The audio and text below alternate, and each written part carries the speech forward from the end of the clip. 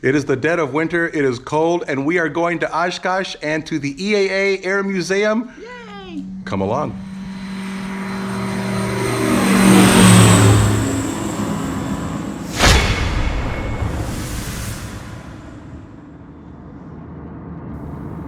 Hello everybody, welcome to the channel. This is a GoPro Hero 8 Black action camera. These are the cameras that I use on my Bushcat when I'm doing my videos. And the other day I was fiddling around with these cameras, trying to change some of the settings to try to improve the image quality. And then when I put them back on the airplane to get ready for the EAA museum video, I forgot to turn on the video stabilization. So you're normally used to seeing footage like this.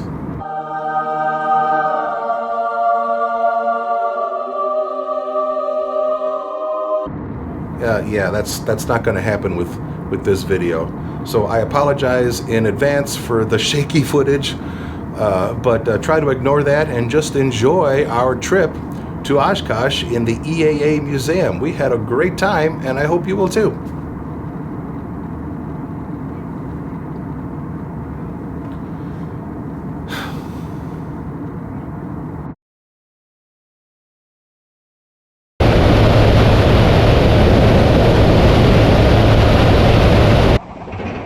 Call in, okay? Oshkosh Tower, Flight Support, 687 Sierra Tango. 9 miles to the south southeast. At 1,800 inbound for landing with Victory. 687 Sierra Tango, Oshkosh Tower, Victory, landing at runway 36, and report to my final, please. Straight into 36, report to my final, 667 Sierra Tango.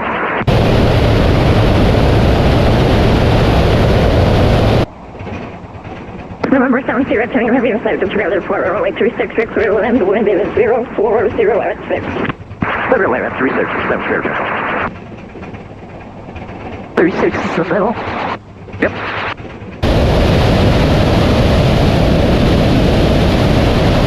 A little distance there, and we get to switch a wall and then find the runway. Yeah. Well, different on the approach.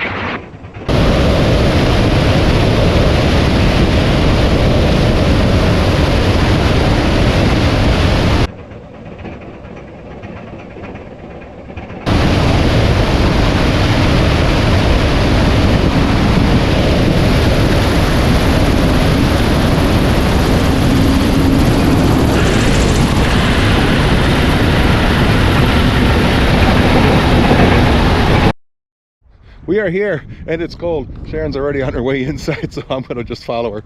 But hey, what a nice flight, and here I am in Oshkosh. Oh my goodness. All right, Bruce, stay warm as much as you can. Oh man, it's like 10 degrees out here. All right, so here we are at Basler. That's the flight service here, and we got a courtesy car waiting for us. How good is that? Ooh. Thank you, sir. Thank you. Pretty funny. Oh, heat. It's like you're in a secret tunnel, eh? Yeah. You got a nice pilot lounge, kitchen, Well, that's nice. this little area. That's cool. Oh, look at this. Wow. Yeah, we're gonna bring a whole book with us. Very nice. What do you think, Sharon? It's really sharp. Yeah. That's like flight service. Do you want to register?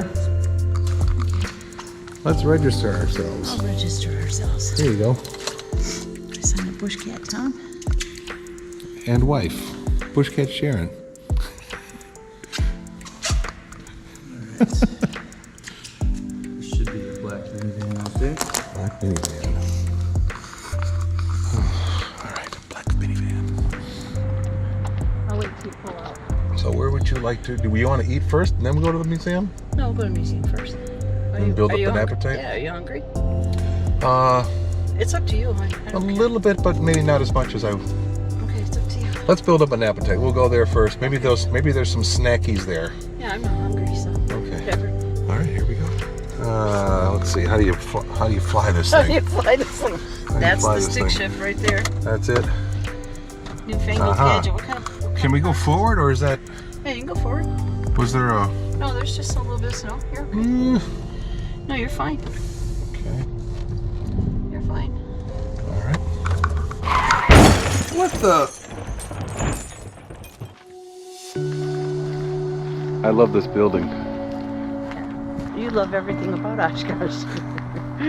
Oh, I love that garbage can. The stories this garbage can could tell. He's been at Oshkosh for years, every day. I would love to be at Oshkosh every day.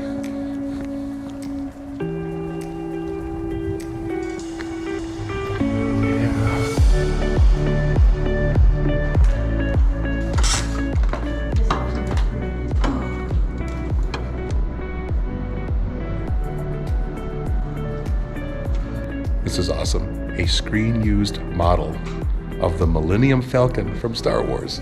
Right here.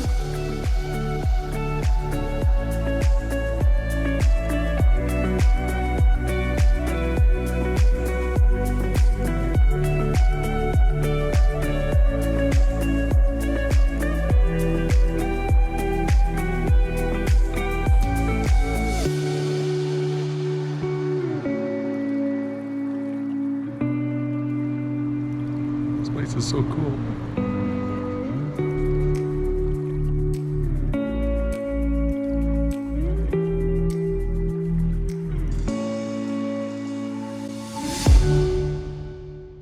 Welcome to the EAA Museum. My name is Bob, and I'll be your tour guide today. Now, I know what you're thinking. What does a flamingo know anything about aviation? Well, that's a good question. You'd be surprised to learn how flamingos have contributed to aviation over the years. So let me just tell you up front that I am a CFII, ATP rated, A&P, IA. I've logged stick time on the space shuttle, and when I'm not flying, I'm selling cars. Now this baby's got power steering, air conditioning, it's got new tires, new suspension. We'll throw in the rust protection for free. I know it's a little old, but you can't beat those vintage lines. Gee, I don't know. Hey, I know how you're feeling, pal. It's a big decision. So what am I gonna have to do to get you into this car? You'll have to kill me. We can do that. So I'm pretty sure I can sell you on anything we talk about today. Alright, so let's go over to the Eagle hangar and we'll start our tour there.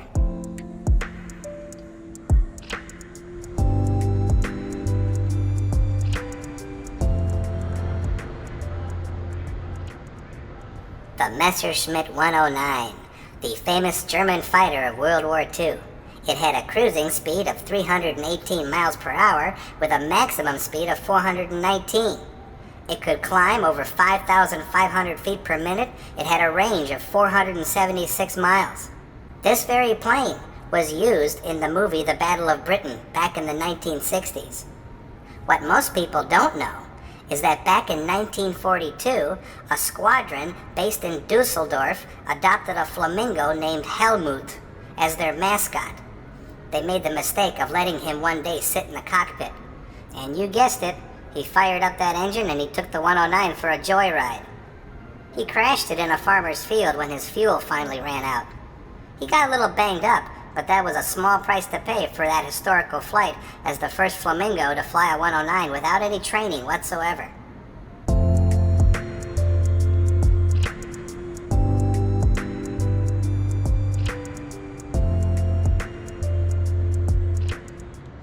What can we say about the J-2F Duck? This funny-looking amphibian aircraft was built by Grumman in the 1930s and was used in a variety of ways. It performed well as a photo reconnaissance platform, anti-submarine scout, VIP transporter, and rescue plane for downed pilots in the ocean. But the J-2F is best remembered for that famous incident that occurred in Sacramento in 1939 when a gang of flamingo hoodlums hijacked the Duck and took it for a spin down the California coastline. They were all subsequently arrested, but the charges were dropped when the Sacramento mayor said, "Wayward flamingos that could land that airplane inverted without damaging it deserve a second chance."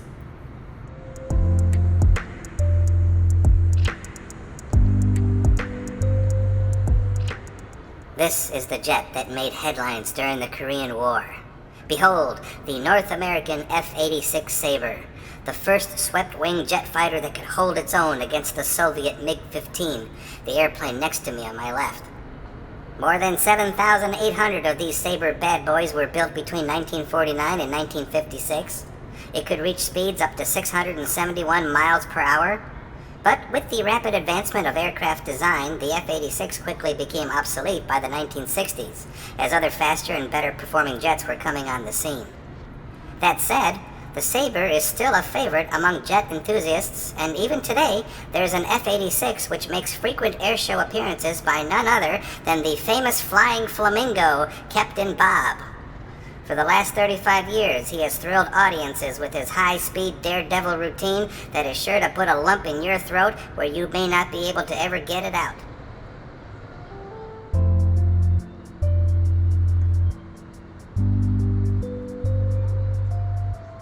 Here's a rare bird indeed, the North American P-64. Only 13 of these single-seat low-wing fighters were ever produced, with only this one behind me in airworthy condition, thanks to veteran combat pilot and philanthropist Billy Shish Kebab. He personally funded the P-64 restoration project, which took 20 years and $10 million to complete, $50,000 of which went just to the gold-plated throttle lever.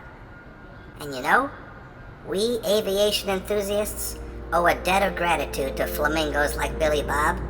Without them, these majestic vintage aircraft would never see the light of day. But they are flying today, up into the skies and into the heart of every man, woman, and child who thrill to the thunder of a radial engine as it lifts this magnificent relic of antiquity into the air. Thank you, Billy Shish Kebab. You are an inspiration to us all.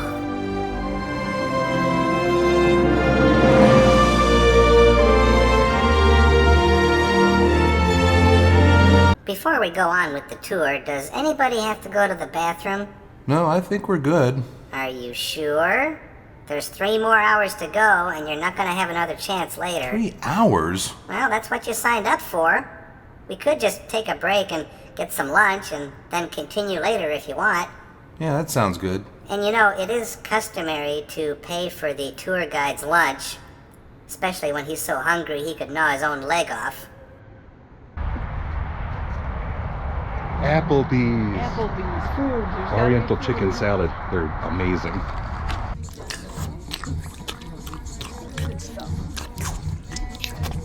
Thank you, Thank you very much. You're welcome. Can I have your breadstick? No, I'm not going to give you my breadstick. Oh, come on.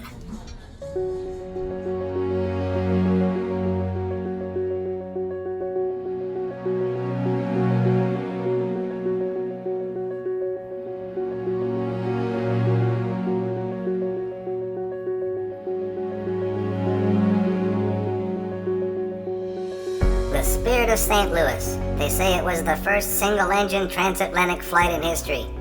But flamingos were doing it before that, with no engine.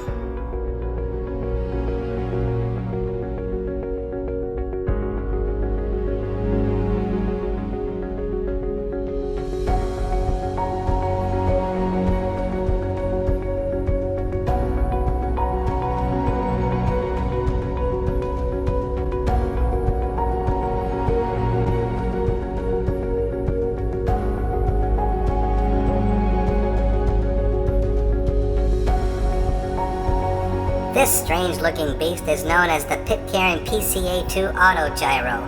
As far as we know, no flamingo ever flew this aircraft. So, there's really no point in talking about it.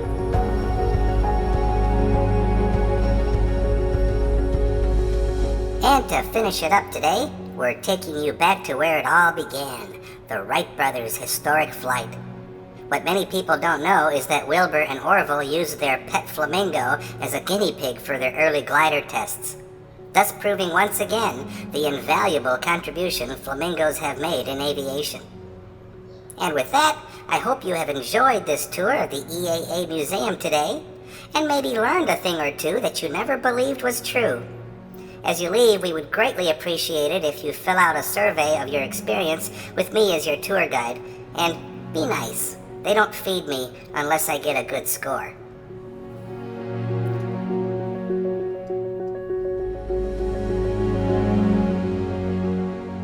Okay, we got some things from the gift shop. I got a hat. Sharon's got a t-shirt. Good. This has been a really good day, I'll tell you. Well, Sunshine. pretty nice museum, I say. Yeah, really nice. Oh, look at that Bushcat.